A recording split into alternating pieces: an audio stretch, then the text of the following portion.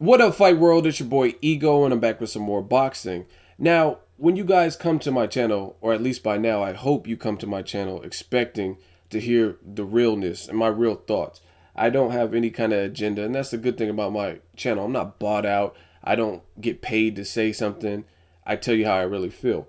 Now, Team Canelo is coming off of a sensational performance and knockout of James Kirkland. So they're juiced, they're amped. And recently they just said they want Canelo to fight on the quote unquote Mexican dates this September. As you guys know, September is the Mexican Independence Day weekend. So I want to talk about that. And Mayweather also likes to fight in May and September, and he has been doing that for some years now. So this could be another battle. Now, this is the thing.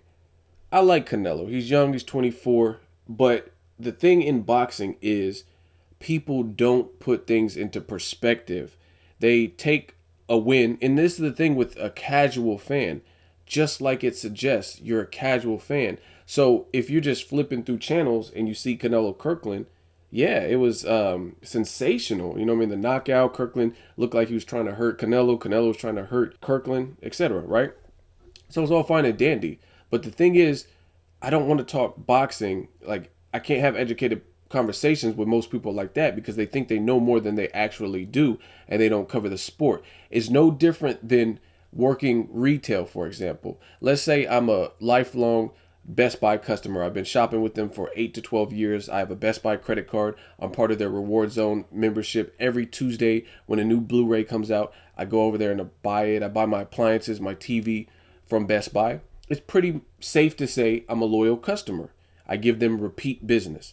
Now, to me, what a casual fan is kind of the opposite of that. A casual fan is someone who, let's say you're out of town and your phone charger is not working. So you see a Best Buy and you go inside that Best Buy and get a phone charger, spend the $20, and that's it. You get your phone charger or your headphones or whatever quick purchase that you came in for, and then you leave. And you probably don't need to go to a Best Buy for another 6 to 8 months, maybe never go back into a Best Buy, just depending on your needs, right?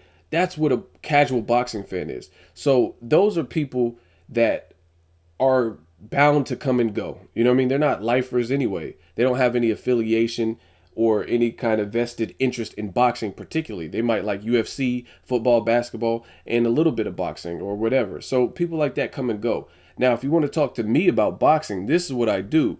So talk to me about boxing. And again, people take performances and they blow them up way out of proportion. And often it's because they don't know what they're talking about because they don't cover the sport in detail.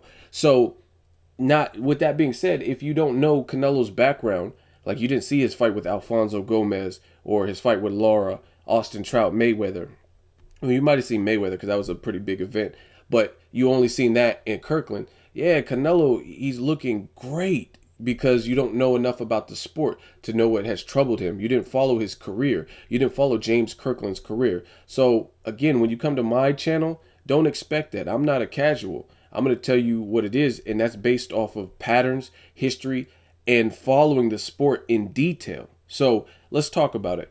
Again, I'm not shitting on Canelo's performance. He looked great. He did what he made it look easy. You know what I'm saying? As soon as James Kirkland, his initial onslaught didn't work, Canelo started opening up and James Kirkland couldn't handle it. But I made a video March 27th, right after my birthday, before the fight was just May 9th, telling you that would be the outcome. I said, I repeat, like you can see it on screen, Saul Canelo Alvarez might beat the shit out of James Kirkland. And I like Kirkland too. But that was the title of the video because based on the style matchup, it was very apparent that this was a style matchup that best suited Canelo. The reason I watch it, I could be wrong. I'm a boxing fan. It sounded like an entertaining fight, so I'm going to watch it. Like I said, I could be wrong. Even though I put that video in March, way before the fight, it's because I realized that styles make fights. The style that was in front of him, everything favored Canelo. Canelo was off a little bit of a layoff. He had hurt his ankle or whatever and pulled out of the Clottey fight. Before that, he had the Laura fight. So he was on a little bit of a layoff too, but he was more active in the last few years than James Kirkland. James Kirkland is a guy who fought 3 times in 3 years. His last fight was against Glenn Tapia, and that was a good fight, and he broke Glenn Tapia down and was the first to stop him. But Glenn Tapia has since just gotten stopped last Friday, I think, on True TV. So I don't really know how good Glenn Tapia is. Either way, nonetheless, Kirkland was able to get the job done. And December 2013, he stopped Glenn Tapia, and we have not seen him all the way until May 9th. These are facts. You can't dispute these things. These are actual concrete facts. So Kirkland was on a long layoff, and he also was with the trainer that most people speculated gave him the best opportunity to beat Canelo. They said Ann Wolfe, she has the rigorous training. That's the best fit for his style. He needs someone that can push him. People said that. Go look at the comments, right? Now, I did a Monday Mail Day. I don't think these things would have, it could have helped a little bit, but I don't think ultimately the outcome would have been much different. I think maybe it would have lasted maybe a little bit longer, possibly, but I still would have favored Canelo based on him being the smarter of the two. And if you're comparing their defenses, not saying either of them are Willie Pep, but I would say Canelo at least tries not to get hit, whereas James Kirkland just stays in your face and stuff like that. So again, it was a good performance by Canelo, but you have to keep showing improving. Me, I'm more interested in long-term growth. I think he's obviously a rock star. He could sell fights. That's not an issue. He puts asses in the seats. I give him that. You know what I mean? He has a fun style to watch. But people want to compare Mayweather and Pacquiao to this. You can't do that. Those were the number 1 and 2 rated welterweights. And some people on their pound for pound list had Mayweather and Pacquiao as the number 1 and 2 guys in general in the whole sport. You know what I mean? Because Andre Ward's been inactive, so he got bumped out of the number 2 spot based on inactivity. So people considered Pacquiao and Mayweather this generation's best. Nobody was considering James Kirkland the best junior middleweight at all. No one said, oh, he's the best at 154. They just said he's tough. Now, again, I give Canelo props for being able to handle that style and that pressure. And James Kirkland's not a pushover if you don't know how to deal with that style. But again, stylistically, that matchup always favored Canelo. Now, let's talk about the Mexican dates. Now, this is the thing. I have no problem. I have a tolerance, and I'm sympathetic to everybody's cause. If you're Jewish and you want to celebrate Hanukkah, if you're African, if you're Mexican, that's all fine. I have no problem embracing your heritage. However, America, a lot of people come to America because it's the land of opportunity, home of the brave, and a lot of people come to America in search of a better life. That being said, there's a lot of cultures, and you have to embrace all of the cultures. So the thing is, like, I don't like this coined term of Mexican dates, because you can't do that anywhere else in the world. You can't go to Mexico and be like, these are the American dates on the 4th of July.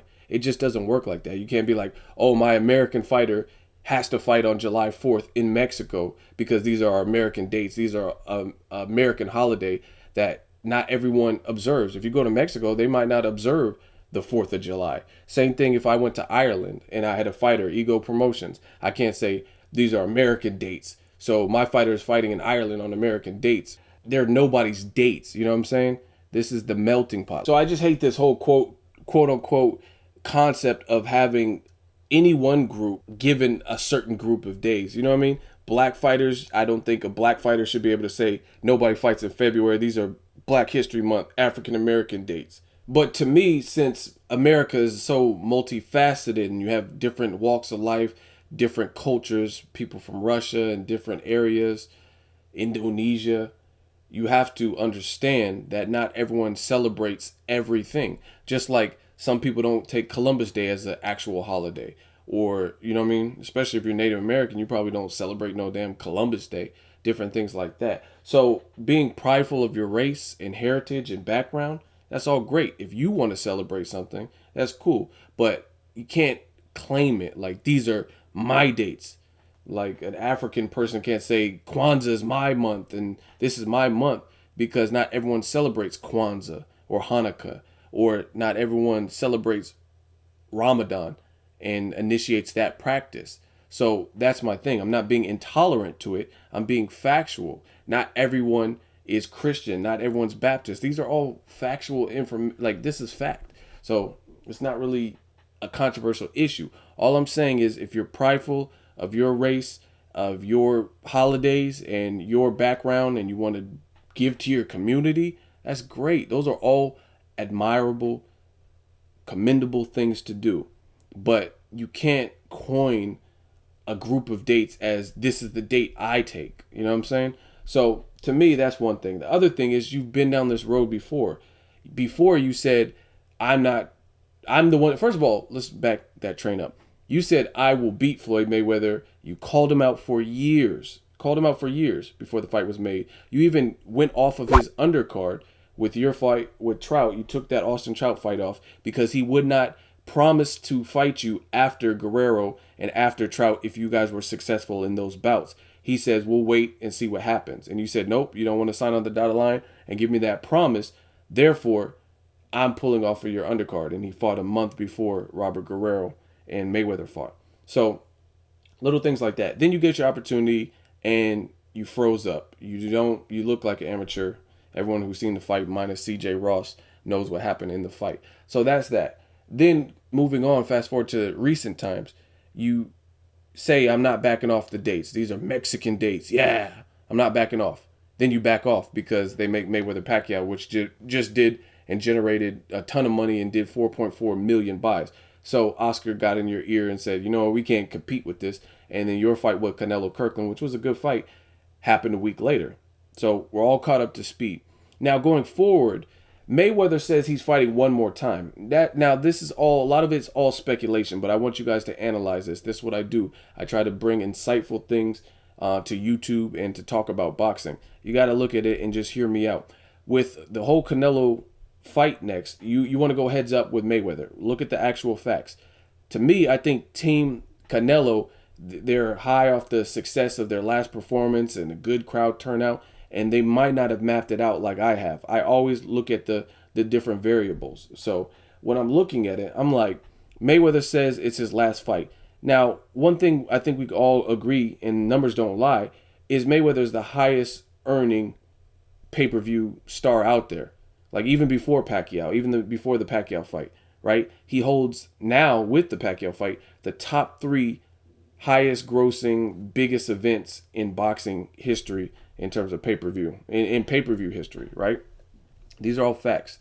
Even before Pacquiao, when he was fighting Maidana, his numbers were better than Cotto versus Martinez or Canelo versus Angulo. Or I think even Juan Manuel Marquez versus Timothy Bradley was pay-per-view, if I'm not mistaken. Chris Algieri versus Pacquiao. All these fights, none of them beat Floyd the particular years they had all of those fights, right? So Floyd is holding that crown. Highest paid athlete, highest grossing. Even if he wasn't doing the numbers he once was, it was still better, like 2 to 3 times better than everybody else's number.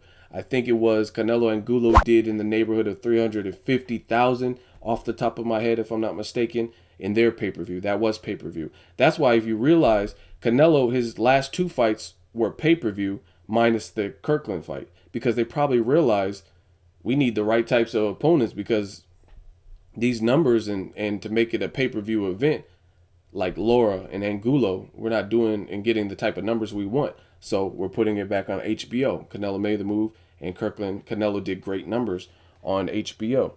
So I'm looking at it and I'm analyzing it.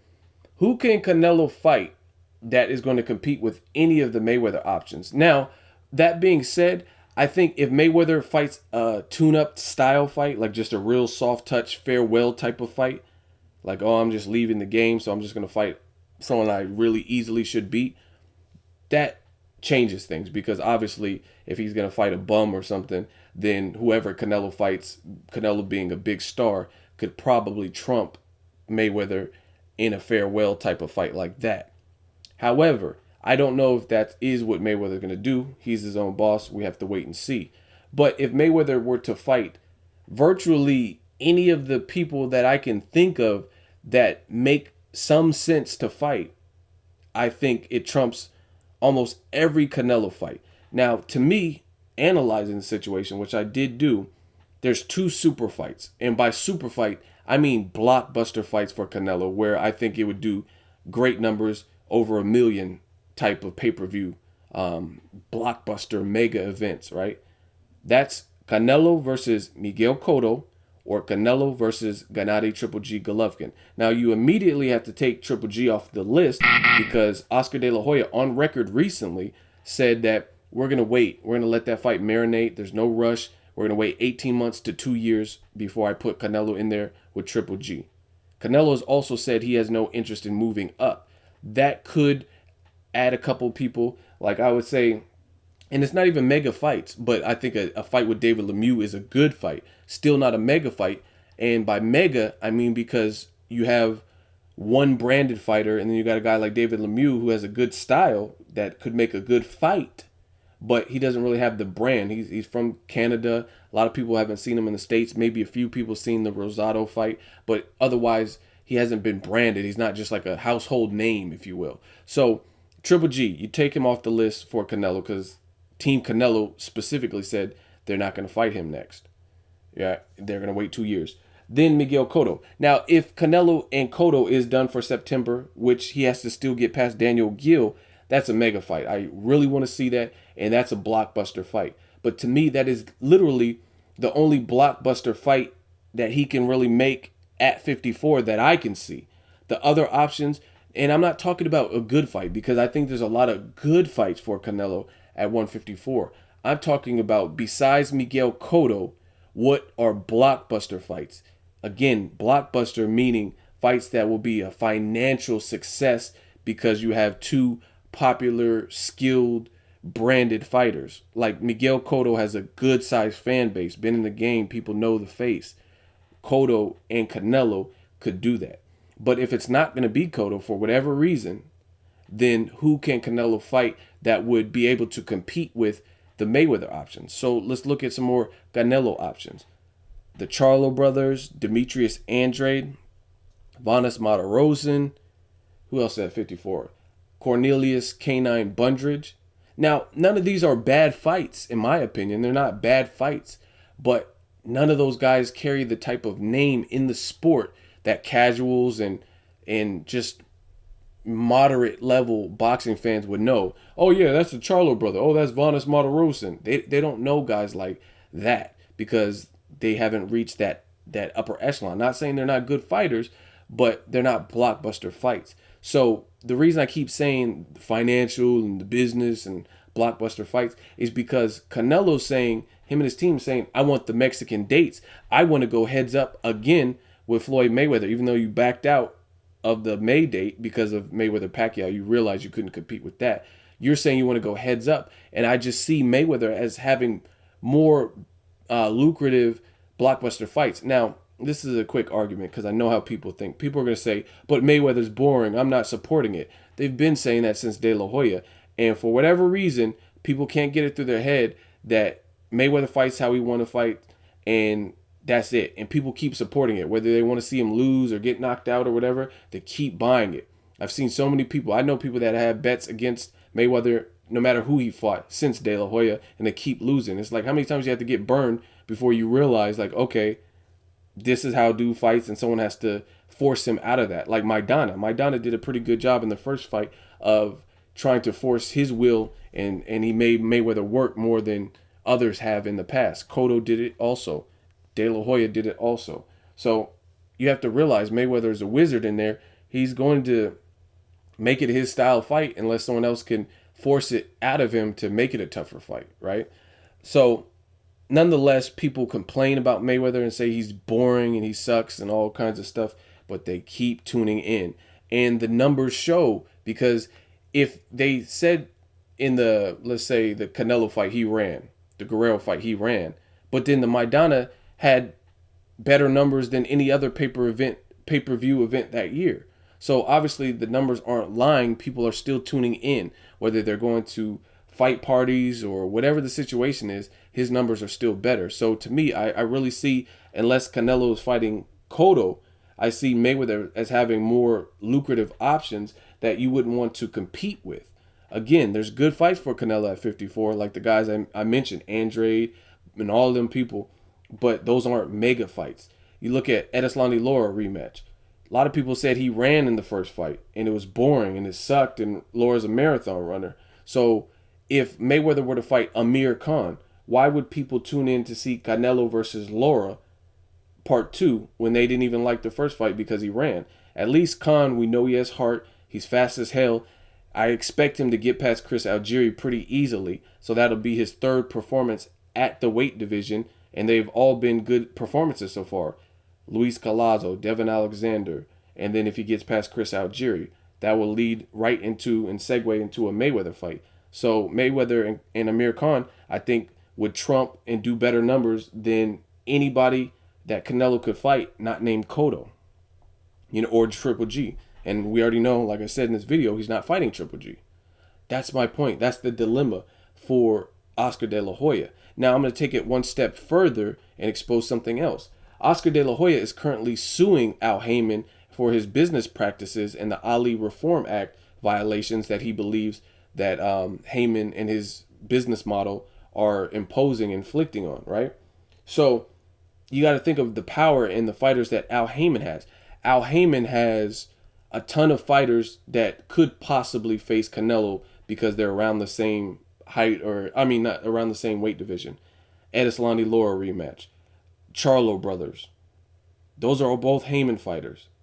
Vanes Matterrosen, I believe, is a Haymon fighter. I'm not 100%. I'm pretty sure he is. I know he was on the PBC fight with the Charlo brother, right? So that being said, the reason I bring that up is if somebody's suing you for $300 million, I'm pretty sure it's safe to say they're not really willing to do business with you at the moment and co-promote an event with you. Like, hey, I know I'm suing you for $300 million, but what do you say I use one of your fighters and we make a good fight? That doesn't really sound legit. So at the 54 picture, you look at how many guys Al Haymon has, like the Charlo brothers, so take them off the list. A Lara rematch, take that off the list. You look at guys like Maidana at 47, take him off the list. Who can Canelo fight that's a blockbuster fight? I think Pacquiao's a good fight, but I mean, Pacquiao, a lot of people will say Pacquiao's too small. Plus, coming off a shoulder injury and surgery or whatever, they said he's probably out for the rest of the year. So I don't really see that as being the case. So legitimately, who can Canelo fight if it's not Cotto to draw numbers that would beat Floyd Mayweather versus Keith Thurman, which is a fight I would love to see. Floyd Mayweather versus Kell Brook. Floyd Mayweather versus Amir Khan. Or the wild card, Floyd Mayweather versus Miguel Cotto. And you got to look at it. Miguel Cotto, you already fought Floyd. You gave him a tough fight. Now you feel you're better. You're a lineal middleweight champion. As far as Floyd, he might want to end his career with a bang and say, fuck a light touch. I'm going to fight a guy I already beat who has the middleweight straps, and I'm going to set history by getting middleweight titles that I never had previously. So for Mayweather, I can picture him possibly taking a Cotto 2 rematch. And then you look at Cotto's side. If Cotto gets past Gil, he might want to fight a guy like Mayweather. It's a guy he already fought. It's a guy who's smaller than Canelo. Canelo just knocked out James Kirkland brutally. He's younger and stronger than Mayweather. So Cotto might take the path of least resistance. Not saying Mayweather's an easy fight for him, but would you rather fight a guy that you already fought and gave a competitive fight to that's smaller, or a bigger punching guy who just mowed down James Kirkland, who's closer to your weight, if not bigger, and is young, strong, and hungry? You know what I'm saying? Cotto at this point seems like kind of a businessman where he's thinking about everything in the fight. It's not just, oh, he already has a deep resume. So to me, the money will be equivalent to fight Mayweather, if not more. You know what I mean? It's going to be a big event for a Cotto rematch. He might choose that path of fighting the smaller person than the more dangerous bigger person, like a guy you never fought in a bigger person. And I'm not saying more dangerous. That's, I guess, not the right terminology, because Mayweather is still a tricky style. But I mean, if we were really going to be real, at middleweight, who would you think has a better chance of knocking Cotto down or out? Mayweather or Canelo? So to me, I guess dangerous is a decent term. I think Cotto can lose both of those fights, but Canelo is obviously the younger and stronger, the more aggressive style for him. So he might not even want to deal with those problems of facing someone like that. So you have to understand, Mayweather versus Cotto 2 could be a reality. So the more I think about it, the more I think about Team Canelo, and I'm like, I think they might be a little bit premature saying we're going to battle for the Mexican dates, because when I look at it, all of the fights for Mayweather seem like they would trump virtually any fight that Canelo can make unless they make Canelo versus Cotto. Who can Canelo fight that is gonna do great blockbuster numbers other than Cotto? Like, that's my question to you guys. So all the diehard Canelo fans or diehard Mayweather fans or whatever, let me know. But Mayweather, you look at his options. Cotto 2, I think, would do good numbers, especially since it's a last fight for Mayweather and it's the chance to get middleweight titles. And Cotto gave a better showing than Pacquiao and troubled Mayweather with his jab and different stuff like that in some of those rounds and bloodied his nose. I think people would tune into that. I think Keith Thurman, an undefeated fighter, that's two undefeated fighters. One has really big power and has been calling out Mayweather. Kell Brook is a champion. Keith Thurman's a champion. These are all good fights. Amir Khan, if he blows through Chris Algieri, people want to see the speed versus speed. So as much shit as people talk, like Mayweather sucks, he's boring, I think he has better options for a pay-per-view Mexican dates fight in September than Canelo. Again, you got to look at the Oscar De La Hoya Heyman beef. Who can Canelo fight that's going to do great numbers? A Kirkland rematch? I mean, really, who wants to see that? He spun him around in 3 rounds. I mean, I'll watch it, but do you think it's going to be much different? So I think Team Canelo, they didn't really analyze the picture. Who are they going to put in with their star? That's all I want to know. Who are they going to put in that would be able to rival and compete and or do better numbers? Because to me, if this is a business, if you're going heads up with somebody, then, I mean, I don't see why the goal would be to do less than them. Obviously, you want something that you feel rivals their product. Like, for example, and then I'm going to end this video. Microsoft came out with the Xbox One platform. Sony came out with the PlayStation 4. Microsoft felt they had a product that, based on the features of the Xbox One, they feel is better than the PlayStation 4, vice versa. Sony felt their platform was better. So that's why they released the same day or right around the same time or around Christmas time or whatever, because they both were confident in their products. So relating that to boxing, why would they make, let's say, Canelo Kirkland 2 on the same day as Amir Khan versus Mayweather, a fresh match, which is speed versus speed? And again, if Khan gets past Algieri, which I think he will, then I think a lot of people would want to see that, because that'll be another speedy guy with heart versus Mayweather, who some people, even Ricky Hatton, say they think Khan can beat Mayweather based on his work rate, and Mayweather, they don't think Mayweather can hurt Khan. And they think Khan can outbox him. So again, you guys, if you disagree, tell me who he's going to fight. Tell me who Canelo can fight. That's a big fight. Demetrius Andrade, he's not with Al Heyman, so that's certainly a fight that they can make. But Demetrius Andrade, as good of a fighter as he is, I don't think he has the brand of an Amir Khan. If you had a picture of Demetrius Andrade and a picture of Amir Khan, I think more people would be able to identify Khan because of his fights, and he's a good talker and stuff like that. That's just my personal opinion. Drop me a comment. Let me know what you guys think. What options can Canelo have if he doesn't fight Cotto in September that would rival a Mayweather opponent? Make sure you like my video as always. Hate, comment, and subscribe. Till next video, it's Ego signing off.